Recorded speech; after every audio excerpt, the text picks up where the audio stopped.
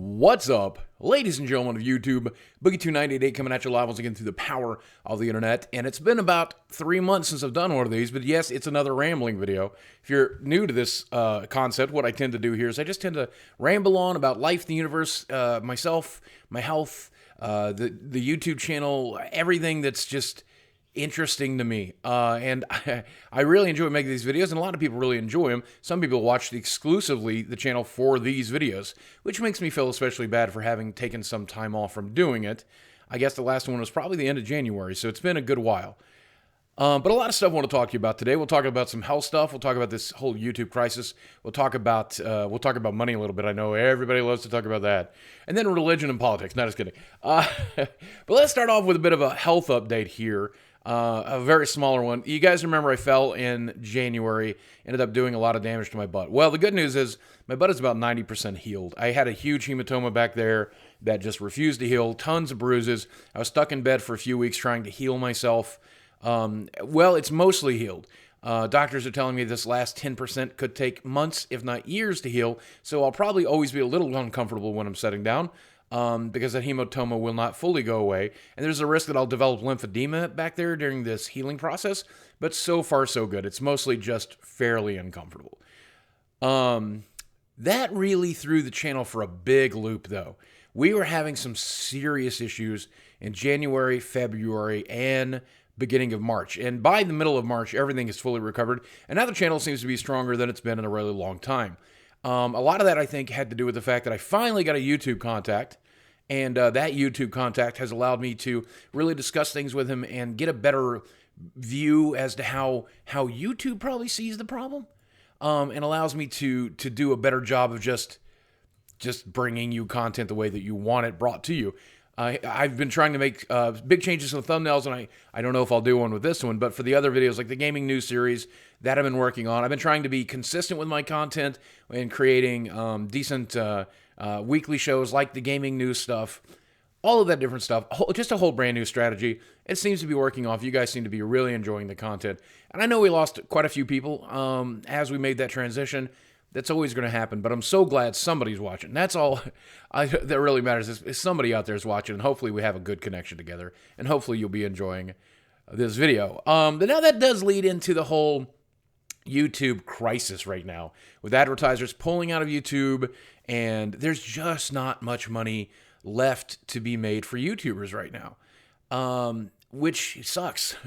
If you guys don't know how money is being raised, on YouTube, advertisers spend money here, and then you'll watch an ad before or after during a video, and if you do that, the creator who created that video will get some of the money from the people who advertise. Well, the advertiser's pulling out because of this latest controversies with the PewDiePie stories and the other stories.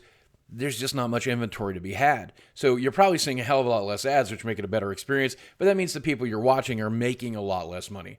Now, I have been told that we are getting hit by this less than any other YouTuber because we are probably a teen-rated channel. Because, my content's a little edgy, but it's not as edgy as a lot of the stuff you see here on YouTube. So we probably will get the inventory delivered when it's available. It's just not available. But now here's the thing, and this is what I think is so important, and this is why I'm making this video. This is the primary reason I'm making this video. I do not want you to worry about me. I want you to worry about the smaller creators that you watch. Me and my wife, we are very good with our money. We save it. I know it doesn't look like these pile of Pokemon back here and stuff, but we are very good with our money. We have saved a very, very huge chunk of the money that we've earned over the years. On top of that, we have sponsors that sponsor individual shows here. On top of that, we have the Twitch channel, which brings in income too. We're going to be fine. If the YouTube portion completely disappears for us, we'll be able to survive. I don't want you to worry about me. I want you to worry about that YouTuber that you watch that has 250,000 subs, 100,000 subs, 50,000 subs. If there's somebody in your rotation that is in that area, worry about that person. Go, at the very least, watch a lot more of their videos. Just go back and watch their catalog, rewatch some of your favorites. That's the very least you could do to help them. On top of that, if they have a Patreon and you've got $1 to spend, now is the time, I think, to pull out the credit card for these smaller creators, because I said on Twitter just a few minutes ago, I said that if you watch YouTube over the next month, you'll see the people who are here just for a job and the people who are truly passionate about it. That's not entirely fair because there are some people who are very passionate about it who still have to earn a living. And they'll have to do way less YouTube, probably not quit it entirely, but do a way less YouTube without your help. So nobody likes to talk about this stuff, and I get that. But what's more importantly here, I don't want you worried about me. Me and my family, we are going to be fine. Me, Sammy, my wife, we're going to be fine. That's all I want you to know. Beyond that, if you decide to help out a smaller creator, I hope that you do. At the very least, go watch their content. Watch it on rewatch. Watch one of their playlists. Put it on in the background while you play some video games.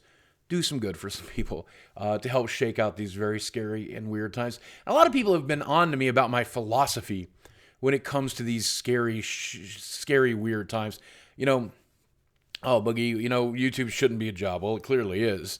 YouTube shouldn't be a thing that you do for money. Well, some of us do. Some of us have earned a living through it, and I understand that people don't like that, but the majority of us do because the majority of us know paying bills is necessary. Some people think, passionate people, also have to earn a living. There's no end of arguments that can be made. This is such a philosophical hot button. It's such a thing that literally can just be tossed and turned and looked at from every different angle. And it's so frustrating because no one is objectively correct. We all have our opinions here, but no one is objectively correct. What is objectively true, though, is because of these advertisers pulling out, there's going to be a lot of very good people who may not otherwise be able to work, who may not otherwise be able to take care of themselves, who have found a way to do that through YouTube, same way I did 8 years ago, and use that as an ability to provide for themselves or their family they otherwise wouldn't. The other thing that really bothers me about this is I know Wall Street Journal is doing this because, of hate speech, and the media is doing this because of hate speech.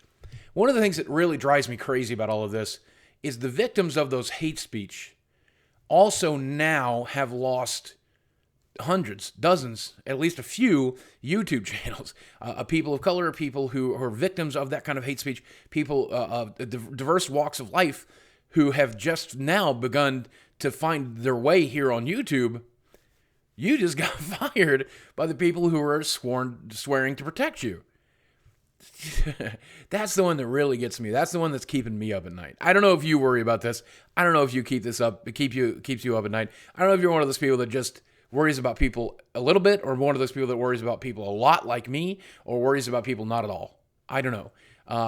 But I'm one of those people that really genuinely, deeply worry about the kind of creators I watch every day. And even right up to the very top of them with the Ethans and the Francos and those guys. But of course, the smaller ones, of course, I worry about those guys. So I worry. I'm curious as to how this all is going to play out. But the answer is it's probably going to play out fine. I think the people who are persistent always get the rewards, right? The people who push through the hard times are the people that get the rewards. And I think this is especially true here. I think advertisers will eventually return to YouTube. And when they do, the people who stick it out and get there are going to be pretty happy they did. Another big thing, and I was very nervous to talk about this, but I am going to talk about it. I had a meeting with a weight loss surgeon, and we have officially started his program to get me ready for bariatric surgery. With that will come a lot of tests and a lot of stuff. He said it would be possible that I could qualify for surgery in as little as 3 months. I believe it will involve losing some weight. It will certainly involve passing a buttload of tests, including an exercise test, a mental health test, and a lot of physical tests, including a lot of blood work, which is not something I directly have control over. If we pass all of those tests, it could be entirely possible I will have weight loss surgery. I'm going to go with a bypass for the record. I will have weight loss surgery by June or July. It's also possible it could happen at the end of the year. It's also possible it couldn't happen at all. But we have consulted with a surgeon who thinks I'm a very good candidate, who is eager to work with us, is willing to let me film some of our consultations, film some of our meetings, film even the surgery, so that I can bring it to you guys here. I don't know if it'll be like documentary style, and maybe we'll try to, sell it and put it on some sort of service like McJuggernuggets just did. By the way, if you haven't seen McJuggernuggets' documentary, you really should watch it. I haven't watched it yet either, but I hear it's really good. Me and my wife are going to make time to watch it, I think, tomorrow night. Anyway, or maybe it'll just be a series of YouTube videos. But I don't know. I hear a lot of like positive stuff and negative stuff when it comes to weight loss surgery. Here's what I will tell you. Weight loss surgery is for someone who has drawn themselves into a corner and doesn't have a lot of ways out. I think that is definitely one of those cases. Whether you're a 19-year-old youth at 400 pounds who really is looking at a lifelong struggle to try to get everything back under your back on your feet, or a 42-year-old man like me who's now diabetic and has lymphedema and is unable to walk and barely unable to exercise, it's a situation where that's why this surgery exists. And a lot of people think of it as the easy way out. And it's as my doctor explained to me, and as I already knew, and after talking to dozens and dozens of people who've had the surgery, it is not the easy way out. You still have to do the exercise. You still have to maintain the diet. You still have to do without the food. But you also have to go through the recovery of a life-threatening, dangerous surgery. It is a bit of a jump start, but it's just a tool to allow you to do that a little easier. Unfortunately, the tools that I've got just don't really work that well anymore. Part of it has to do with my lack of discipline in this old stupid brain of mine, and the surgery will force that discipline on me, and that's why we're moving in that direction. And there's always a remote chance that I'll die on the table. There's always that remote chance that I'll die as a part of the surgery, but here's the thing. We're all dying anyway. Me quicker than you, but we're all dying anyway. That's part of the deal. Nobody gets out of life alive.